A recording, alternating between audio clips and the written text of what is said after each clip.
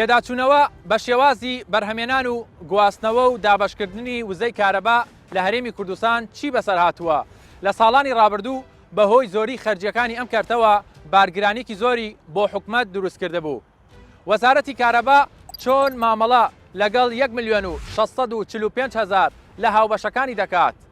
بەرهەمێنانی وزەی کارەبا لە هەرێمی کوردستان بە ڕێژەی 184 لەلایەن کەرتی تایبەتەوەیە، بە ڕێژەی 116 لەلایەن کەرتی حکومیەوەیە. بە پێی ستانداردە جیهانیەکان بە فیرۆچوونی کارەبا ڕێژەی 100دەیە، بەڵام لە هەرێمی کوردستان ئەم ڕێژەیە زۆر لە ستانداردە جیهانیەکانی تێپەڕاندووە بە ڕێژەی 140. کەی وەزارەتی کارەبا بە تەواوەتی کێشە و گرفتەکانی چارەسەر دەکات؟ چۆن دەتوانرێت ئەم کەرتە بە تەواوی بخرێتە سەرسکەی خۆی؟ لە بژانەوەی ئەم جارەدا بە دوواداچوون بۆ ئەم بابەتە دەکەین.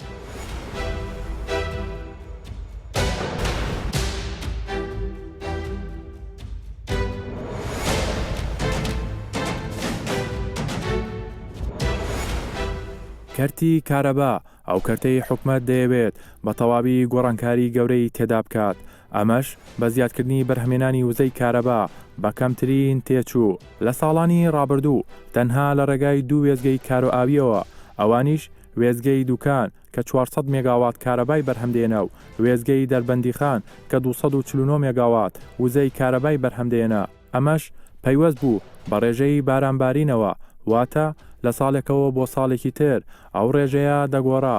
بەڵام ئێستا گۆڕانکاری گەورە لە بەرهەمێنانی وزەی کارەبا کراوە، بە جۆرێک بەرهەمێنانی وزە بۆ 3300 مێگاوات بەرز بۆتەوە. ئەمەش دوایی دامەزراندنی چەند وێزگەیەکی نوێ کە بە گازی سروشتی و نەوتی ڕەش کار دەکەن.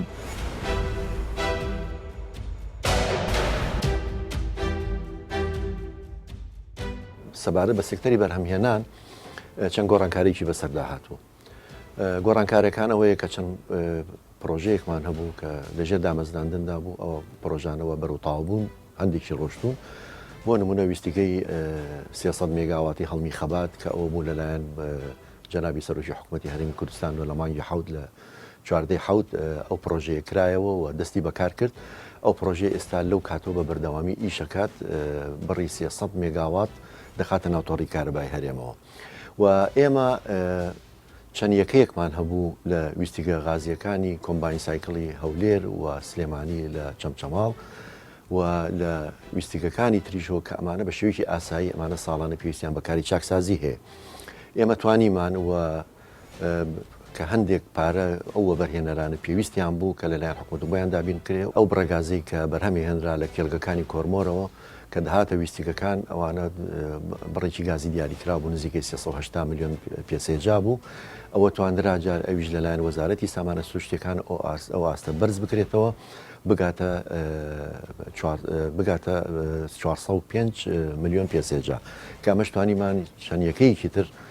زیاد بکەین و بتوانین بخەینە کار. ئەمانە ئەو گۆڕانکاریانەیە کە وەکو ئاستی بەرهەمێنان کە زیادی کردووە بۆتە هۆی زیادکردنی ئاستی بەرهەمێنانی کارەبا. دیراساتی خۆمان کردووە و ئێمە توێژینەوە و دیراسی پێویست بۆ وزەی باو بۆ وزەی خۆر بە تەواوی کراوە و لە بەردەستەوە ئامادەیە و لەلایەن کۆمپانیایەکی تایبەتمەندی ئەڵمانیەوە لە ماوەی 4 ساڵ ئەو دەراسی ئامادە کراوە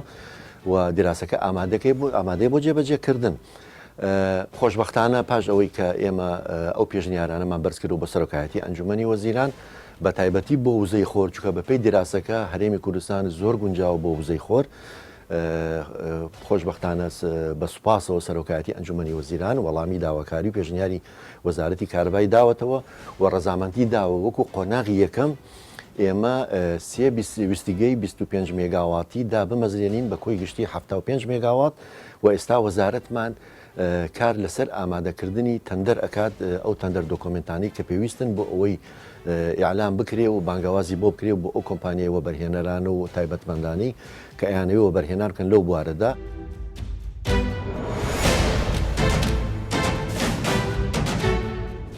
ئێوە دەزانن کە ژێرخانی ئابووری دروستکردنی هێلی کارەبا، بەرهەمهێنانی کارەبا، گەیاندنی کارەبا و بەکارهێنانی کارەبا هەمووی گرنگن و بەیەکەوە بەسراونەتەوە. ئێمە لە حکوومەت داوامان لە وەزارەتی کارەبا و لایەنە بەرپرسیارەکان کردووە کە پێداچوونەوەیەک بەم تۆڕە گشتیەدا بکەن لە بەرهەمهێنان و گەیاندن و بەکارهێنانیش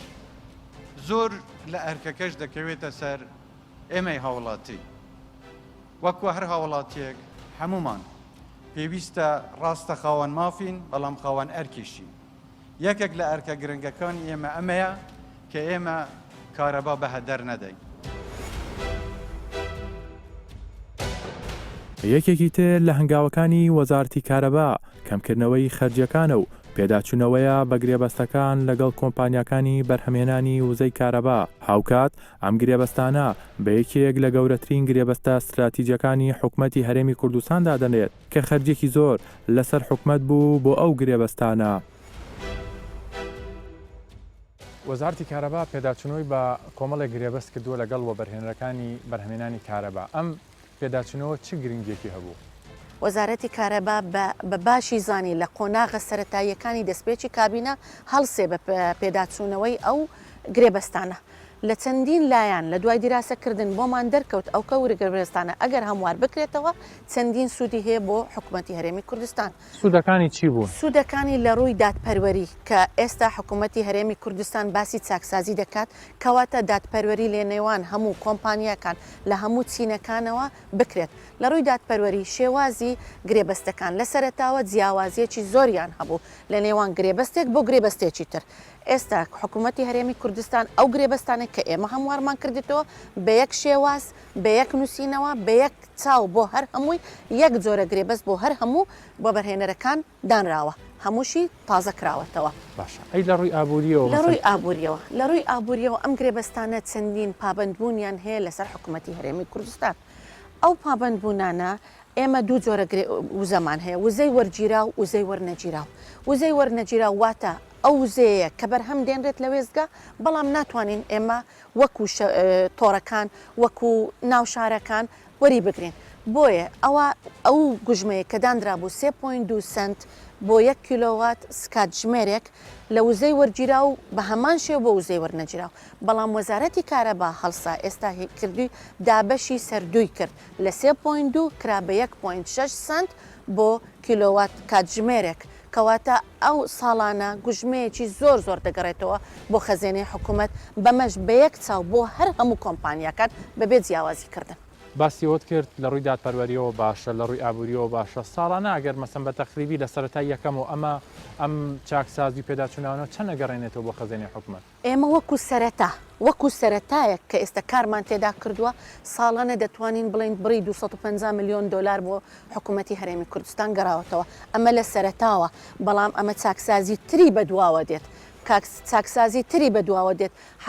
لە کاتی ئێستادا وەزارەتی کارەبا هەوڵ دەدات کەوا کۆمپانیای تر بیانی ناوخۆیی بێتە ئەم بوارە دەست پێ بکات بەکاری بەرهەمهێنان دەست پێ بکات بەکاری تری چاکسازی کارەبا.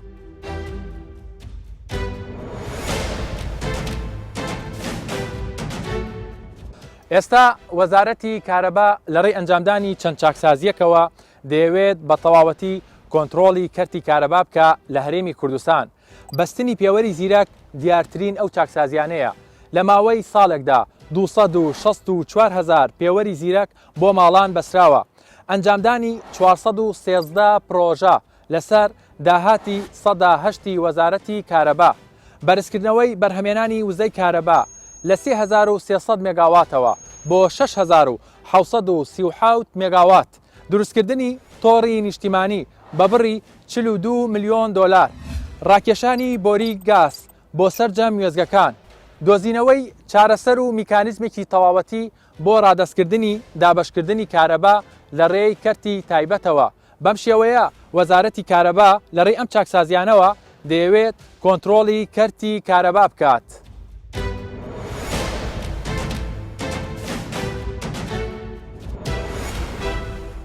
ئەگەرچی وەزارەتی کارەبا تەواوی هەوڵەکانی خۆی داوە بۆ ئەوەی پێداویستی خواست پڕ بکاتەوە و کارەبای 24 کاتژمێری بۆ هاوبەشەکانی دابیم کات بەڵام گرفتێکی سەرەکی هەیە ئەویش شێوازی بەکارهێنان و قەدەغەکردنی هەندێک ئامێری کارەباییە بۆ ئەوەی بە تەواوی کۆنتترۆلی خواست بکات بەڵام تا ئێستا بازار ئازادە و بازرگانانیش سەربەست لە هێنانە ژوورەوەی هەر ئامێرێکی کارەبایی و ڕووناکەرەوەکان.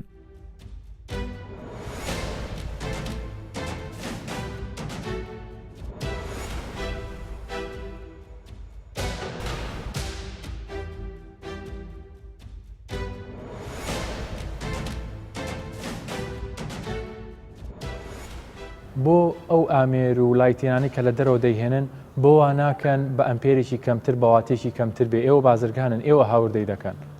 خۆی ئەمە پێویستی بەڕێخستنی تەواوەتی هەیە لە خاڵە سنووریەکان بۆ لەبەر ئەوەی سەرجەم ئەو ئامێر و لایتینگ و جا هەر شتێک بێت کە لە خاڵە سنووریەکان لە دەواازەکان داخلی هەڵێمی کوردستان دەکرێت دەبێت پێویستە پێوەرێکی بۆ دابدرێت بۆ بکرێ یان پێوەرێکی بۆ دیاری بکرێت بۆ ئەوەی ئەو ئامێرانە کە داخل دەبن بەواتیەکی کەم کار بکەن. خۆی بازرگانان پێویستە هەندێک شتێت کە کارەبای زۆر سرف دەکات وەک هیتەر و سپلیت و لایتینگ و شتی تر وەک چۆن سیستەمی ئەنڤێکتەر لە سپلیت بەکار هاتووە لە هیتەر و لە شتەکانی کەس بەکار بێ بۆەوەی بتواندرێ کارەبایەکی کەم سرف بکواتیەکەی کەم بێتەوە و عینەن بە هەمان کات عینەن ئەو ئیسیفادە شت باتێک کە تۆت پێویستت پێەیە. باشە کەواتە ئەو ڕووناکیانەی کە لەسەر شەقامەکان دەیبینین شەوانە یاخود لە باڵەخانەکانە لە مۆڵەکانە لە ماڵەکانە دەتوانین بە سیستەمێکی کەمتر و هەمە ڕووناکیشمان بدات. طبعاً ئێستا سیستەمێک هاتۆتە دنیا سیستەمی LEDە کە ئەو LEDە بە زۆر لە 100 زیاتر فەرقی زۆر کردووە بەواتیەکی کەم ئیش دەکا و ئینارەیەکی زۆری زیاد دەدا.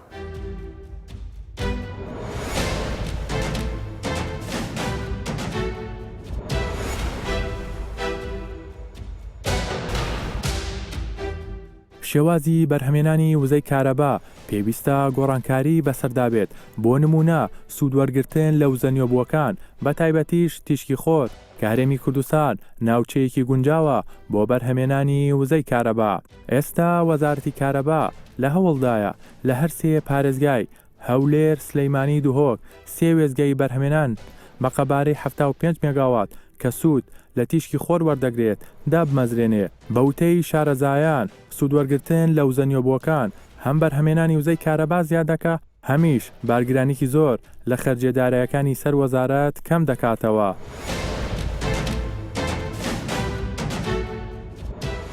سەردانی یەکێک لە ماڵەکانمان کردەوەیش ماڵی مامۆستایەکی زانکۆیە ئەزمموی ساڵێکێتی کە سوودوەرگرتنە لە تیشکی خۆر لە ڕێی ئامێرەکانەوە لە هەمان کاتیژا و ئامێرانەی کە ئاوەکانی پێگەرم دەکەن دەمێت بزانم سوودی ئەم ئامێرە چێکە داینەوە لە ماڵەکەی خۆیەوە ئەمە چۆن بووە چۆن بیری لێ کردوتەوە و ئامە چه سوودێکی پێگەیاندووە. دکتۆر ئەگەر پرسیاریەوە لە بەڕێستان بکەم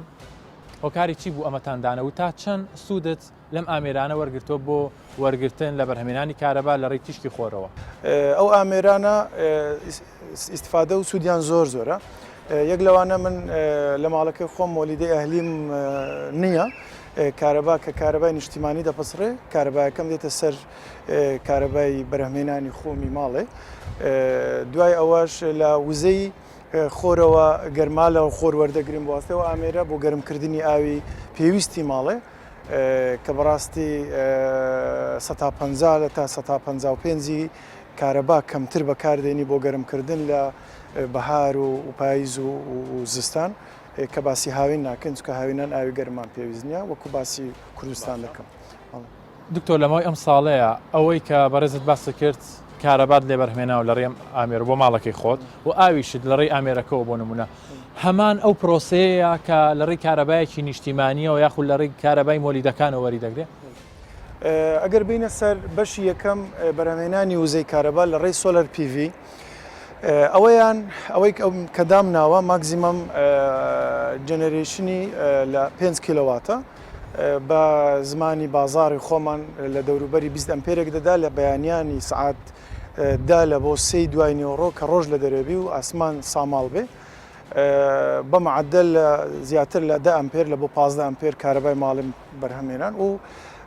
لە هیچ کاتێک لە خلال ئەو ساڵە هەستم نەکردیە لەحظەیەکیش کارەبای ماڵم ببڕێت کە تۆ هەست ناکەی کە کارەبای نیشتیمانی دەڕۆ ئۆتۆماتیکیان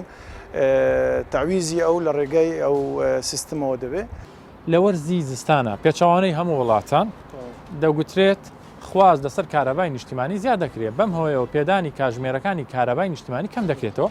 دەڵێن کۆمەڵی هۆکاری چەک لەوانە خواست کێشەی ئەم خواستە لە چیدا ینی چۆن ئەم خواستە کۆنتترۆل بکەین چۆن ئەم خواستە چارەسەر بکەین. بە نمونەک باباسکەین ملیۆنێک ماڵ لە کوردستان هەبێت لە 125 ئەو ملیۆن ئەو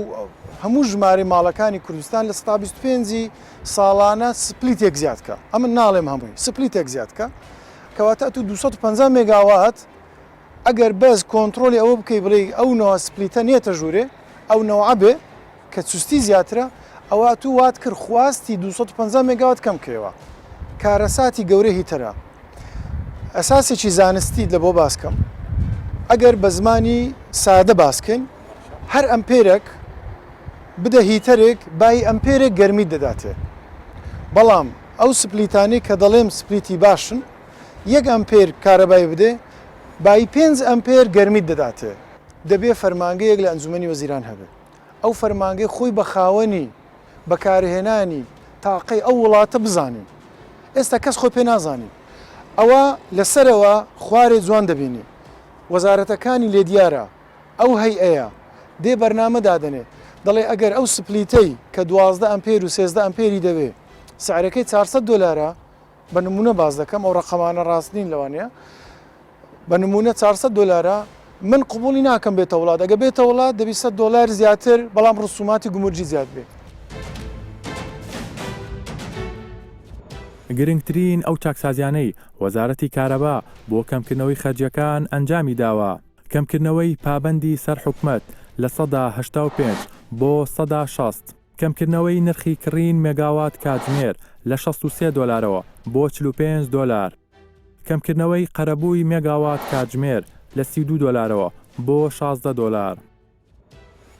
کەمکردنەوەی نرخی کڕین مێگاوات کاتژمێر لە 30 دلارەوە بۆ 28 دلار کەمکردنەوەی یەکەکانی کارەبا لە 22 سنت بۆ 7.2 سنت کەم بۆتەوە گۆڕینی جۆری سوتەمەنی لە دیزڵەوە بۆ نەوتی ڕاش پشبەستنی هاوڵاتیان بە ئامێرەکانی خۆگەرمکردنەوە و بوونی خواستێکی زۆر بۆ ئامێرانە بە تایبەتی لە وەرزیزستاندا وای کردووە بازاڕەکانی هەرێمی کوردستان پڕبن لەو ئامێرانە ئەمە جیالەوەی ساڵانە پارێکی قورس بۆ کڕینی و ئامێرانە دەچێتە دەرەوە بەدیلی تەری بەس نەفتە زیاتر نییە هیچکە نییە بەس نەفتە دەبی نفتی تەوزێ بکەن عالم سۆبەی بەکار ناین دەست کە لە بەرەوەی کارەبا زۆر گرانە زۆر زەڕی هەیە لە بۆ کارەبای بەس ناچارە هیچ کابرا هیچ چارە نییە نفتی پێ ناکرێن ناچار سۆبەی پێ دەکاتێت ئەوجێ هەیە دووشی پێ دەکات هەیە چارشی پێکە هەیە سەعاتەکەی فولە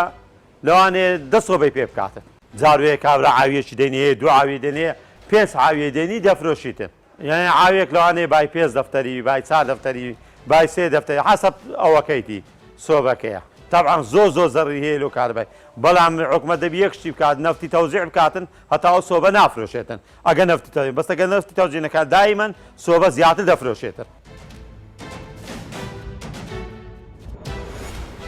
یەکێکی دیکە لە بژاردەکانی وەزارەتی کارەبا هاوبەشی پێکردنی کەرتی تایبەتە بۆ دابشکردنی کارەبا بەسەر هاوبەشەکانیدا ئەمەش لە ڕێگای دۆزینەوەی میکانیزمێکی گونجاوە بۆ ئەوەی بە ئاسانی بتوانێت داهاتێکی زیاتری هەبێ و خەرجەکانی کەم ببێتەوە و هەروەها کەمترین وزەی کارەباش بە فیڕۆ بچێت. وەبەرهێنانی کەرتی وزە یعنی لە هەرێمی کوردستانە چۆن دەتوانرێت ببێتە داهاتێک چۆن دەتوانین سوودی لێوەرەگرین وەک دەبینین لە هەندێک لە وێزگەکان لەکە لایەن کەرتی تایبەتەوەیە بۆ نمونە کارەبا چۆن لە وزە دەداتە بەشێک لە پارێزگاکانی خوار و ناوڕاستی عێراق یەک دوو پارێزگای دیکەی عێراق مەسەن چۆن دەتوانین ئێمامە بکەینە داهاتێک بۆ خۆمان چۆن دەتوانین سوود لە کەرتی کارەبا وەربگرین. ئەمەش پرسیارێکی ئابووری بەجێیە لە هەموو دنیاە کەرتی تایبەت کەرتی کارەبا لەبێت کە کەرتی تایبەت هاوبەشە تێدا هەمیشە پلانەکان لەسەر بنەمای قازانج و باڵنی سەرمایە و قازانجە لە هەرێمی کوردستان تا ئەم ساتە وەختی کە منیجەنا بدەم بەرنامەکەین نەک کەرتی تایبەتی بڵین کەتی کارەبا کەتی تایبەتی لەگەڵ نییە تەنیا لە بۆ بەرهێنەکان نەبێ بەرهێنانی کارەبا کە چەند ئەو وێزگانیان داناوە لە بەشی خوارەوە هیچ کەتێکی تایبەتمان لەگەڵانە بووە لەبەرەوە حکوومەت خۆی باڵێن سەرچاوی دابینکردنی وزەکە بووە و خزمەت گوزاریەکە بووە نەک ئەوەی کە قازانجی نەکردووە بەڵکو و پاڵپشتیشی گەورەی کردووە بە ڕێژەی لە 1970 تا 1970 هەندێک زیاتریش ئەمە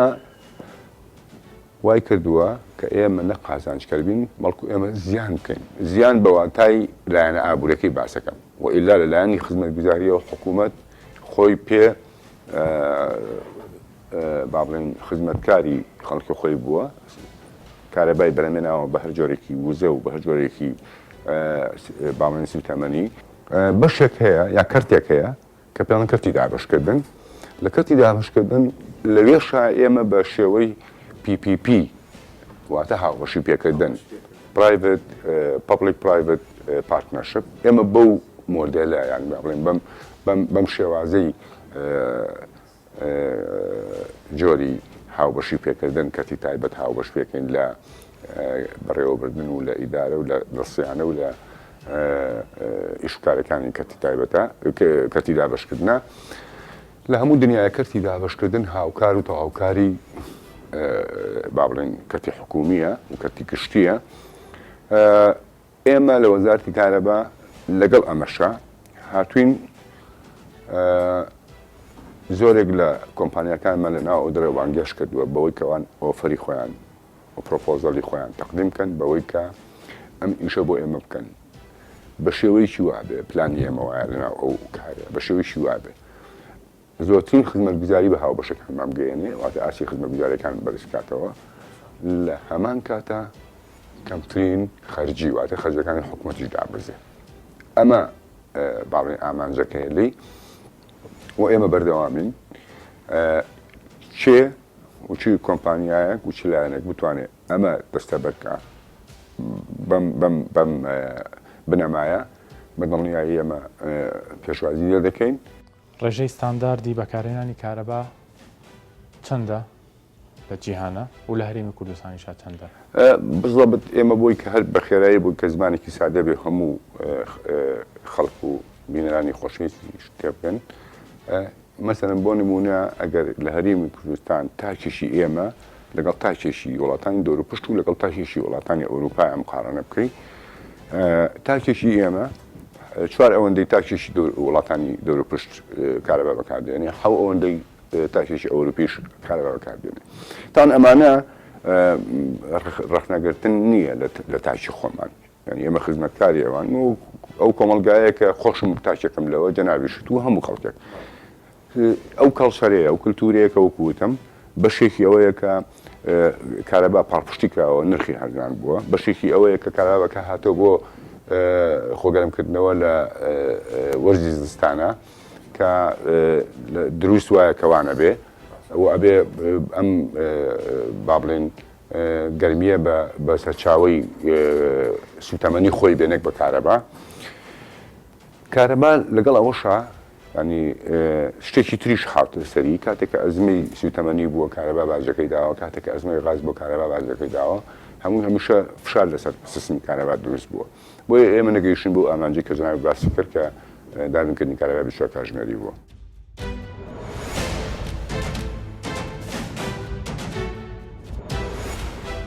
ئێستا شارەزانی ئەو بوارە ئاماژە بۆەوە دەکەن کە دەبێت وەزارەتی کارەبا هەنگاوی خێرا بنێت بۆ کۆنتڕۆڵکردنی خواستی هاوبەشەکانی و سوودوەرگرتن لەوزە نیۆبووەکان ئەمەش بۆ کەمکردنەوەی خەرجەکان هەروەها دەبێت هەماهەنگی زیاتری هەبێت لەگەڵ وەزارەتەکان بۆ کۆنتڕۆڵکردن و هاوردەکردنی ئامێرە کارەبایەکان و دۆزینەوەی ڕێگاچارەیەک کە بە پێی مەرجەکانی وەزارەتی کارەبا ئەو ئامێرانە هاوردەی هەرێمی کوردستان بکرێت.